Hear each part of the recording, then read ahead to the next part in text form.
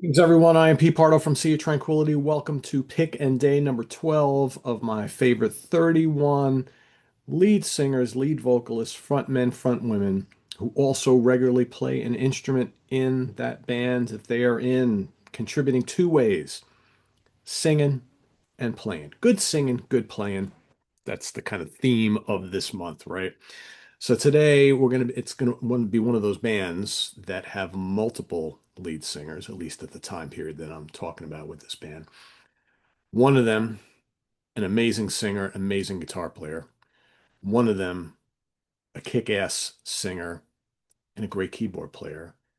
And the other would become like one of the great and most popular lead singers after he kind of, well, after the band kind of changed a little bit, and an amazing bass player too.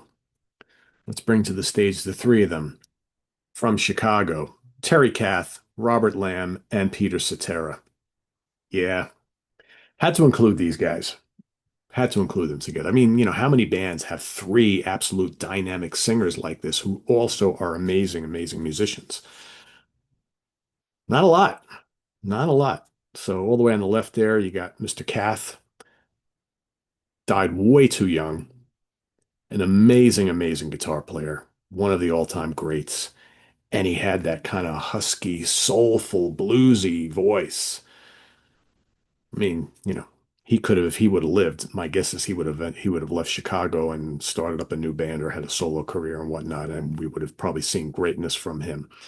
And could write and do all sorts of different style material, right? If you look at some of the songs that he wrote while he was in Chicago, and the ones he sang, right? The soulful ballads, the more gritty, bluesy hard rockers, right? And that guitar tone, man, whether he's playing a Gibson SG, a Fender Telecaster, a Fender Strat, or a Les Paul, or whatever, right? Mainly those guitars. Not so much Les Pauls, but mainly you would see him play SGs, Strats, and Tellys.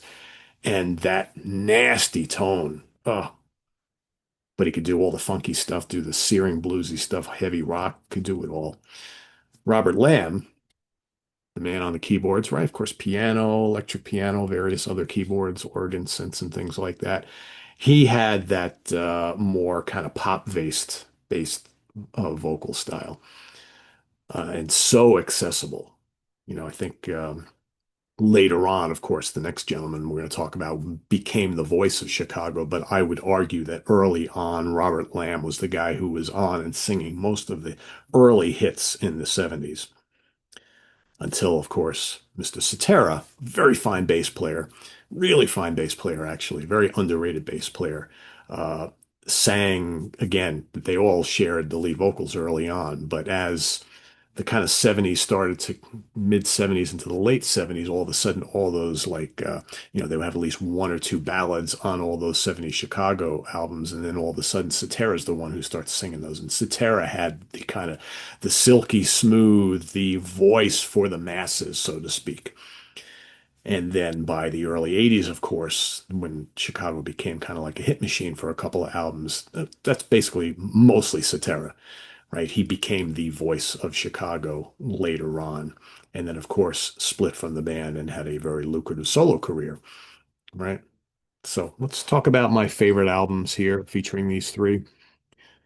Again, you got basically, you have to go up until Terry is still with us, right? So basically looking at the 70s albums, you could pick any of them.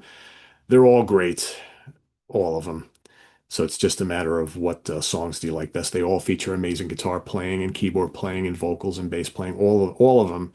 So I just went, this was pretty easy. I had to look at albums where they're all pretty much doing their thing, right? Which again is all of them because they all shared in everything on the lead vocals. I'm going to go with the Chicago Transit Authority. Let's get rid of the Prezi app so you can see everything the way it's supposed to be seen here. There we go. Okay, Chicago Transit Authority. Amazing stuff on here.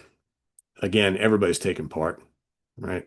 With a great introduction. Does anybody really know what time it is? There's that first hit from the band. Robert's singing that one. Beginnings. Only that beginnings. There's Peter doing his thing. Question 67 and 68. Again, that majesticness of Peter Cetera's vocals. So, so good. Listen. Listen, very, very cool. There you got Terry. Poem 58, South California Purple's there. Again, is Terry doing his blistering guitar work, just so good. I'm a Man. They're all singing and I'm a Man. Terry's doing most of the heavy lifting, and then that guitar solo that closes out so good. Then, of course, you got Prologue, Someday, and Liberation. Amazing instrumental stuff going on there from all of them and the entire band and the horns and everything like that. This is one of the all-time great albums right here, folks. All-time great albums. There's rock, there's funk, there's jazz on here, there's improv stuff, there's prog rock on here, a little bit of everything, a little bit of everything. Next up, got to go with Chicago or Chicago 2. That's the Chicago Transit Authority album. This is the first true Chicago album with just the title Chicago. It's self-titled, but everybody's always called this Chicago 2 because, of course, the next album is Chicago 3, right? So here you got all these big long suites, all sorts of great stuff on here. Poem for the People in the Country, Wake Up Sunshine, right? You get the ballet for a Girl in Buchanan, Make Me Smile. What a vocal from Mr. Cath there. So much to say, so much to give. Amazing stuff. You got Lamb and Cetera doing that. So good. Color My World, To Be Free. I mean, 25 or 6 to 4. Dynamite song. What a great Cetera vocal. What a great guitar solo from Terry.